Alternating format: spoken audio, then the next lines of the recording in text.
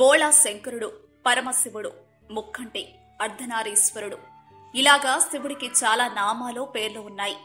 అయితే శివాలయం, వైష్ణవాలయం రెండిటికి చాలా వ్యత్యాసం ఉంటుంది. ఎందుకంటే శివుడు ఎప్పుడూ కూడా ఐశ్వర్యాన్ని ప్రసాదించే, విష్ణువు మోక్షాన్ని ప్రసాదించేవాడు. శివుడి గుడిలో కొట్టిన కొబ్బరికాయ ఎందుకు ఇంటికి తీసుకురాకూడదు? శివుడి లింగానికి అభిషేకం జరిగే చోట ఎప్పుడూ కుడివైపు చండీశ్వరుడు అనే గుణం అక్కడ కొలువై ఉంటాడు. అయితే పురాణాల ప్రకారం సతీదేవి ఆహుతి అయినప్పుడు దక్ష ప్రజాపతి మీద యుద్ధానికి వెళ్లినప్పుడు చండీశ్వరుడు తన తోడై ఉంటాడు.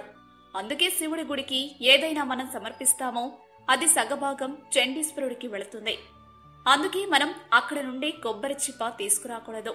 దీనిలో చాలా మార్పు ఉంది. ఎప్పుడైతే శివుడు, గణపతి, అమ్మవారు, విష్ణువు, సూర్యుడు ఇలాగా ఎవరితో అయినా కలిసి గుడిలో ఉంటే అక్కడ కొబ్బరికాయ కొట్టొచ్చు, అది ఇంటికి తీసుకురావచ్చు. ఎప్పుడైతే శివుడు భూతలింగేశ్వరుడై ఉంటాడో అక్కడ మనం కొబ్బరికాయను కొట్టి ఇంటికి తీసుకురాకూడదు. ఇలాంటి మరెన్నో విషయాలు మీరు తెలుసుకోవాలనుకుంటే వెంటనే మా ఛానల్ ని సబ్స్క్రైబ్ చేయండి. ఈ వీడియోని మీ మిత్రులతో షేర్ చేసుకోండి.